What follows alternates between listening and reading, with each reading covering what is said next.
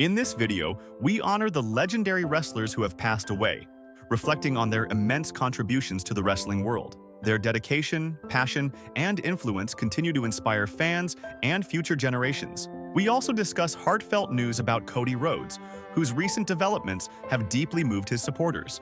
Join us as we celebrate their incredible lives and unforgettable legacies. Subscribe now to ensure their inspiring stories live on and remain a source of motivation for all. Tim Arson, born December 27, 1976, was an American professional wrestler who left a lasting impact on the wrestling scene, particularly in Puerto Rico and the independent circuit.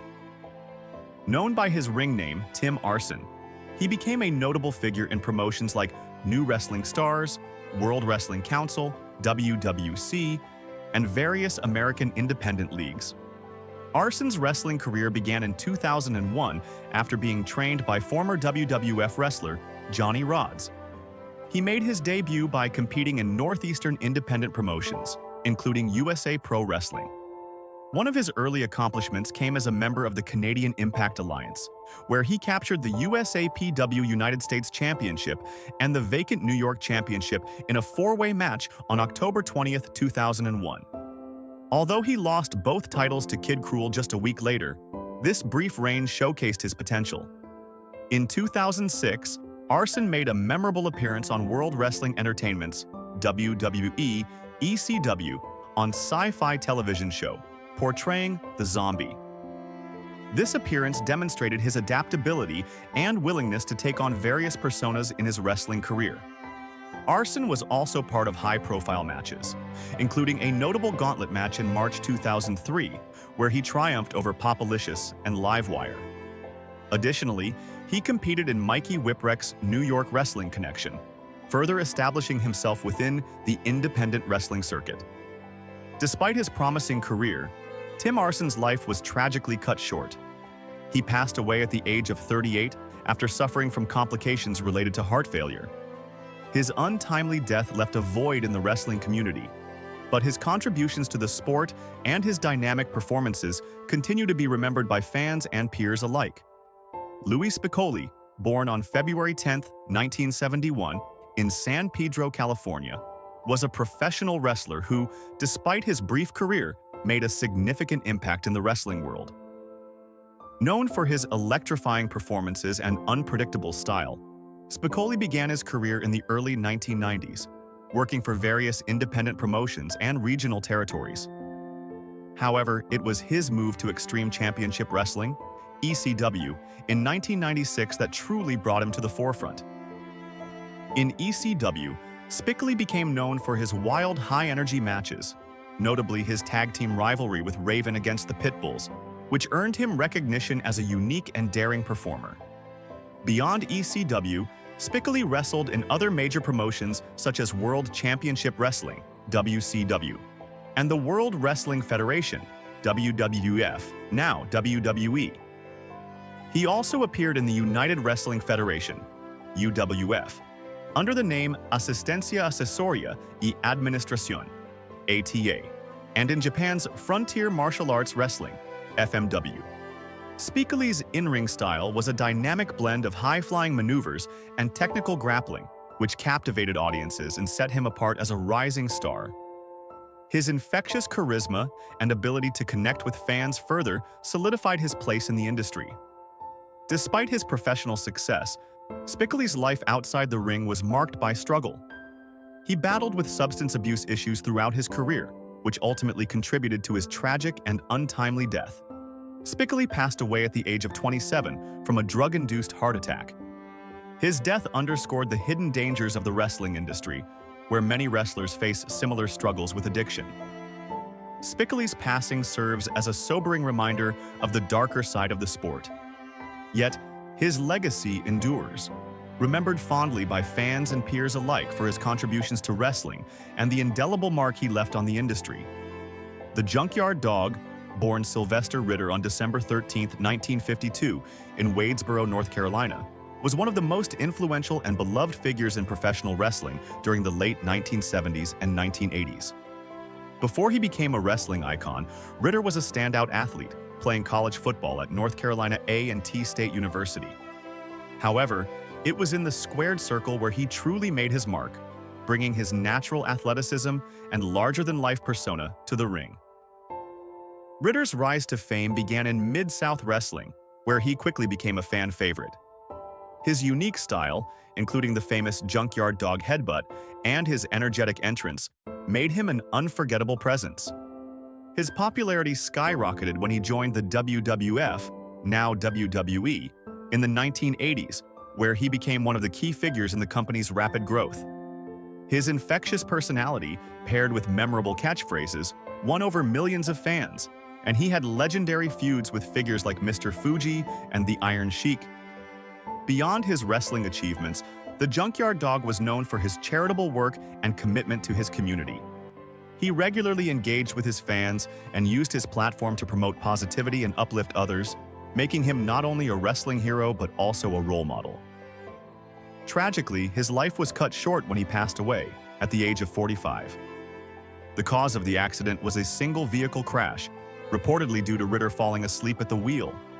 His untimely death shocked the wrestling world and left a lasting void in the industry. Despite his passing, the Junkyard Dog's impact remains strong, and his contributions to wrestling, as well as his cultural influence, continue to inspire generations of fans and wrestlers. Rocco Rock, born Theodore James Petty on December 21, 1962, was an influential American professional wrestler renowned for his contributions to the hardcore wrestling scene. Best known as one half of the iconic tag team, the Public Enemy, alongside Johnny Grunge, Rock revolutionized the wrestling world with his daring, high-risk style.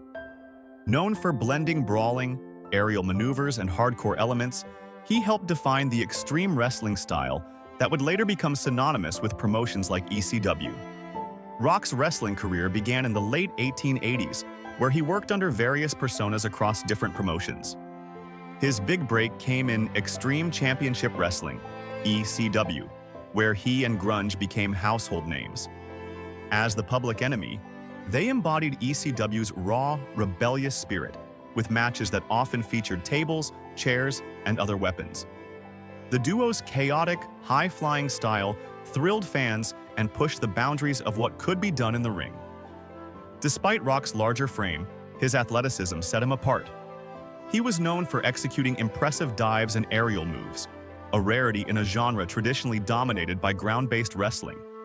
Together with Grunge, Rock won multiple tag team championships in ECW, cementing their place as pioneers of the hardcore tag team division.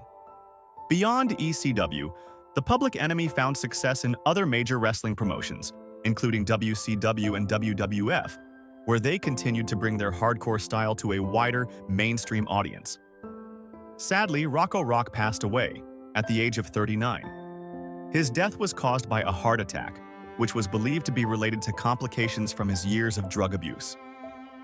Despite his tragic passing, Rock's legacy as a trailblazer in hardcore wrestling and his contributions to tag team wrestling remains celebrated by fans and fellow wrestlers.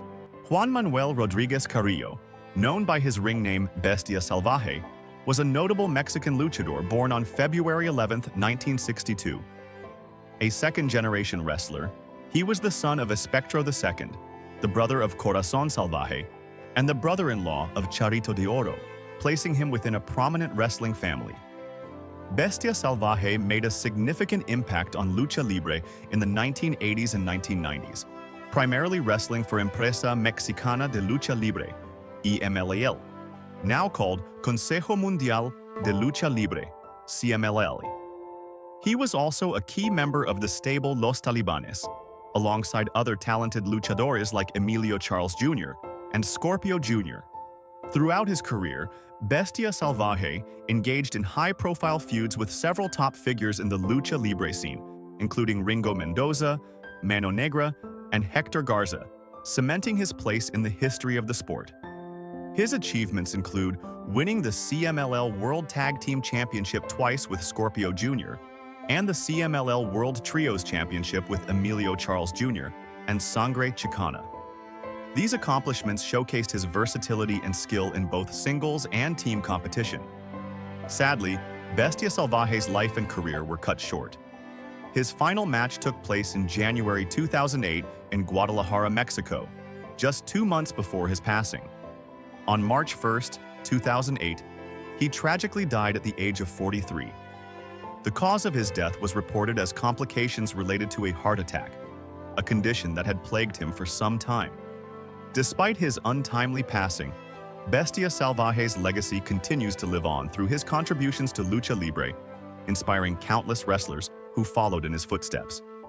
His influence on the sport remains evident in the enduring popularity of the style and the wrestlers he helped mentor during his career.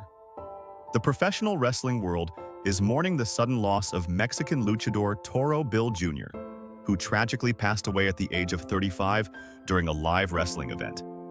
The incident occurred on Monday at Arena Puebla, where he was performing in a show organized by the World Wrestling Council, CMLL. Midway through the match, Toro Bill Jr. collapsed unexpectedly in the ring, sparking immediate concern from fellow wrestlers and fans in attendance. Despite the rapid response from medical personnel and an urgent effort to transport him to a local hospital, attempts to revive him were unsuccessful. Early reports indicate that the cause of death was a suspected heart attack, though some outlets have also referenced the possibility of cardiac arrest, pending confirmation from medical examiners. It remains unclear whether Toro Bill Jr. had any underlying health conditions that may have contributed to the tragic incident. Known for his high-flying style, relentless energy, and deep respect for lucha libre's traditions, Toro Bill Jr. was widely admired by fans and fellow performers. His presence in the ring was marked by charisma, athleticism, and an unwavering commitment to the art of wrestling, a sport that holds deep cultural roots in Mexico. News of his untimely death has sent shockwaves through the wrestling community, with fans and colleagues flooding social media with tributes and heartfelt condolences. Many have remembered him not only as a talented competitor, but as a kind-hearted individual who gave his all to the sport he loved. Toro Bill Jr.'s death is a sobering reminder of the physical demands of professional wrestling and the importance of health monitoring for athletes. His legacy, however, will live on in the hearts of those who witnessed his passion in the ring. Terry Bam Bam. Gordy, April 23, 1961, February 14, 2001, was a legendary American professional wrestler, celebrated for his impact on the sport during the 1980s and 1990s. Born in New York City, Gordy rose to prominence with his imposing size, surprising agility, and unmatched intensity in the ring. He began wrestling in his teens and quickly made a name for himself in promotions like World Class Championship Wrestling, WCCW, and All Japan Pro Wrestling, AJPW. Gordy gained international fame as a founding member of the iconic trio, the Fabulous Freebirds, alongside Michael Hayes and Buddy Roberts. The Freebirds revolutionized tag team wrestling with their rock and roll personas, flashy entrances, and boundary-pushing storytelling. Gordy's powerhouse style and brutal physicality made him the group's enforcer and a fan favorite. Beyond tag team success, Gordy thrived in singles competition, capturing prestigious titles such as the AJPW Triple Crown Heavyweight Championship. His matches in Japan are still revered for their intensity and emotion. Despite his in-ring success, Gordy struggled with substance abuse and health problems, which affected his later career and quality of life. In 1993, he suffered a near-fatal drug overdose that led to a 5-day coma and long-term neurological issues. Though he attempted comebacks, his physical health never fully recovered. Terry Gordy passed away from a heart attack caused by a blood clot, exacerbated by years of substance-related complications. He was just 39 years old. Gordy's legacy lives on through his influence on generations of wrestlers and his induction into the WWE Hall of Fame in 2016 as part of the Fabulous Freebirds. He remains a beloved figure, remembered not only for his power and charisma, but for his pioneering contributions to professional wrestling. Cody Rhodes was born on June 30, 1985, in Charlotte, North Carolina, into one of the most storied families in professional wrestling history. The son of WWE Hall of Famer Dusty Rhodes and the younger half-brother of Dustin Rhodes, better known to fans as the iconic Goldust, Cody grew up immersed in the rich traditions of sports entertainment. While other kids idolized superheroes from comic books, Cody's heroes wore wrestling boots, delivered impassioned promos, and battled in sold-out arenas. From a young age, Cody was captivated by the theatrical and athletic blend that defined professional wrestling. He studied his father's work, absorbing the nuances of character development, crowd psychology, and storytelling. The passion that filled Dusty's legendary promos was not just entertainment to young Cody, it was the very essence of identity, legacy, and honor. The formative years, athletic prowess, and wrestling aspirations. During his teenage years, Cody developed into a formidable amateur wrestler.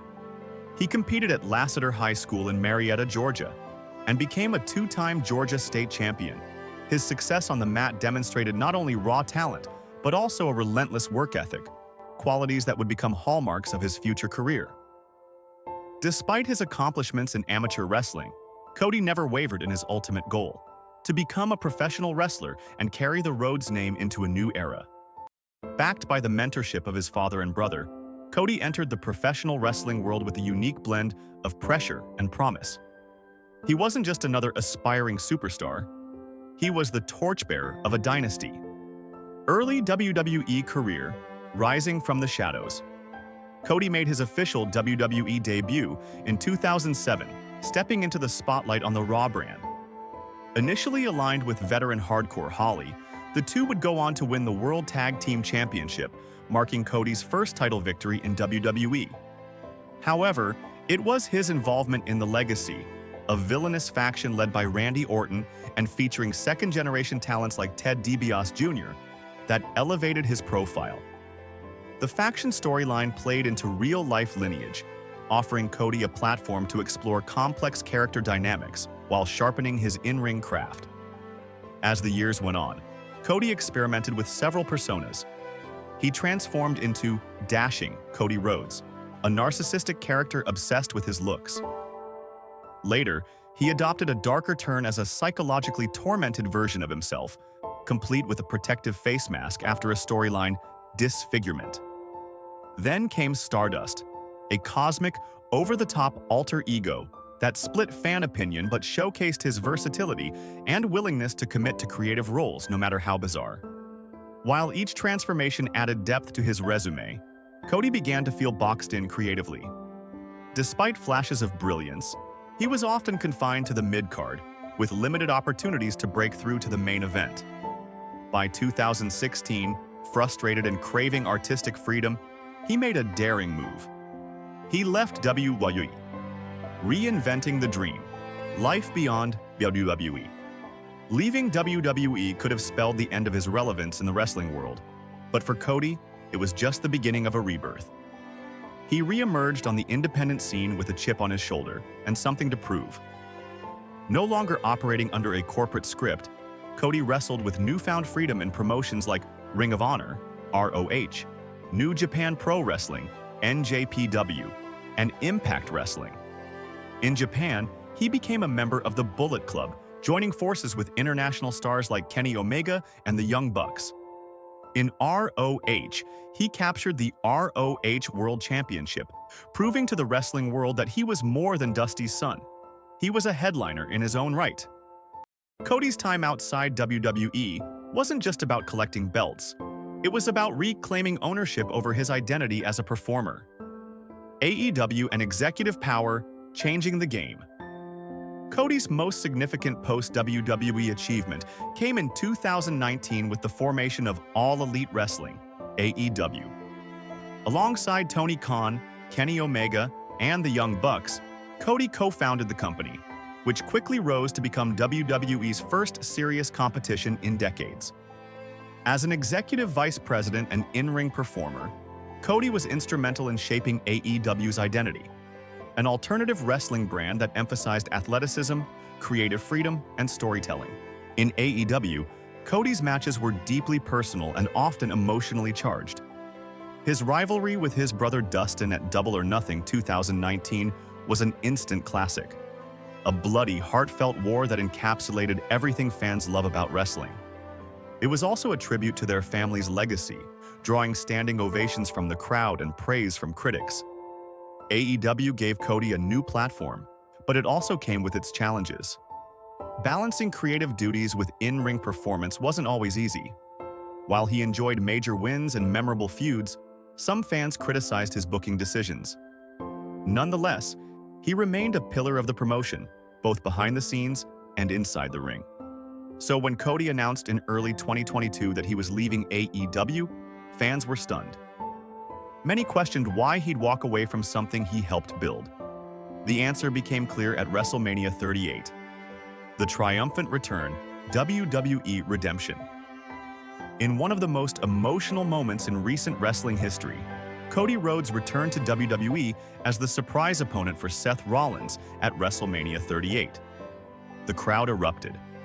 Draped in his AEW-era presentation, theme music, gear, and all, Cody's return was not just a homecoming, it was a declaration that the American Nightmare had arrived to fulfill a legacy. His feud with Rollins became one of the highlights of 2022, culminating in a brutal Hell in a Cell match that Cody wrestled with a torn pectoral muscle. Despite the visible bruising and intense pain, Cody delivered a performance that earned universal respect. His willingness to push through pain for the sake of storytelling reminded many of his father's grit. The comeback wasn't just symbolic, it was strategic. Cody made it clear that he returned to WWE with one goal: to win the WWE Championship, a title that Dusty Rhodes famously never captured. WrestleMania 40, a dream realized. The road to the championship wasn't easy. Cody had to endure setbacks, injuries, and narrative twists. But it all came to a head at WrestleMania 40, where he finally defeated Roman Reigns to become the undisputed WWE Champion. The moment was soaked in emotion. As the referee's hand hit the mat for the third time, Cody looked to the heavens, acknowledging the man who inspired it all, his father, Dusty Rhodes. Fans cried, chanted, and celebrated as Cody stood tall, clutching the title that had eluded his family for decades. It was more than just a win. It was a culmination of generations, a son fulfilling a father's dream, and a career that had come full circle. Injury concerns and health issues. Success, however, has not come without sacrifice. As a top-tier performer, Cody has endured his fair share of physical trials. Most recently, he suffered a legitimate black eye following an on-screen attack that generated concern among fans. Additionally, Cody has been diagnosed with axial compression of the cervical spine and a cervical strain with spasms, conditions that are especially worrisome given the physical demands of professional wrestling. Cervical spine injuries can impact nerve function, cause chronic pain, and reduce mobility. While not immediately career-ending, they require ongoing management, including therapy and medical supervision. WWE has reportedly placed Cody under close medical watch to ensure that he can continue competing safely. Despite the pain and the risks, Cody has remained determined. He's made it clear that walking away isn't an option, at least not yet. Debunking the rumors. With Cody's injuries becoming public knowledge, the rumor mill churned into overdrive. Some speculated that his spinal issues were more severe than reported, suggesting that he might be heading toward an early retirement. Others even claimed that his black eye was a scripted element designed for storyline purposes. Cody has addressed these rumors with characteristic honesty. He confirmed that the eye injury was real and emphasized that while his neck and spine issues are serious, they are manageable. He remains focused on rehabilitation and performance, taking steps to ensure longevity in the ring. He also used the moment to spotlight the physical demands of professional wrestling, a profession where pain is not just part of the job, but part of the identity. Personal life and cultural impact. Off-screen, Cody is a devoted husband and father. He married Cody Rhodes in 2013, and together they've become a powerful duo in wrestling. Brandi, a former wrestler, ring announcer, and chief brand officer in AEW, has been a key partner in Cody's journey. Together, they've used their platform to advocate for inclusivity, representation, and modernization within the industry. Cody's influence stretches beyond matches and titles. He's one of the few wrestlers who has helped shape the modern wrestling landscape as both a performer and executive. His story is about breaking molds, challenging creative limits, forming new promotions, and returning to the place where it all began to fulfill a destiny. What's next for the American Nightmare? Cody Rhodes' future remains one of the most anticipated in WWE. As the reigning undisputed WWE champion, he continues to headline shows and carry the banner of the company's top tier. While his injuries may pose challenges, his resilience and willpower suggest that he's far from done. Whether defending his title against rising stars or mentoring younger talent, Cody's presence in WWE signals an era where legacy and innovation coexist. Fans are hopeful that Cody's second run in WWE will be long, fulfilling, and free from serious setbacks. But even if the road gets rough, history tells us that Cody Rhodes doesn't back down. He adapts, evolves, and ultimately rises. Conclusion: a legacy. Etched in gold. Cody Rhodes' odyssey from a young hopeful with wrestling in his blood to a global phenomenon is a tale shaped by relentless ambition, personal reinvention, and emotional depth. Born the son of the legendary American Dream, Dusty Rhodes, Cody's early career was both a blessing and a burden. While his last name opened doors, it also cast a long shadow, one he was determined to step out of, not by rejecting his roots, but by honoring them in his own voice. In WWE, Cody began as a bright prospect, but often found himself boxed into uninspired gimmicks, like Stardust. Rather than accept creative stagnation, he took the rare and risky step of leaving the biggest wrestling company in the world. That leap of faith sparked a revolution, co-founding All Elite Wrestling, AEW, where he became the face of an alternative movement built on passion, independence, and innovation. AEW wasn't just a company, it was a statement. His triumphant return to WWE years later was the stuff of legends. Battered and bruised from a torn pectoral muscle, Cody delivered a gutsy, unforgettable performance at Hell in a Cell that cemented his status as more than just Dusty's son. Then, under the bright lights of WrestleMania, he achieved what once seemed impossible, capturing the WWE Championship and fulfilling the dream his father could never realize. But more than titles, Cody represents something deeper. He is the embodiment of resilience in an industry that can chew up even the most talented. He's a symbol of creative courage, familial pride, and the belief that you can always rewrite your legacy. If there's one truth his journey teaches, it's this: the American Nightmare doesn't just chase dreams, he rebuilds them, brick by brick, until they stand tall enough to touch the sky.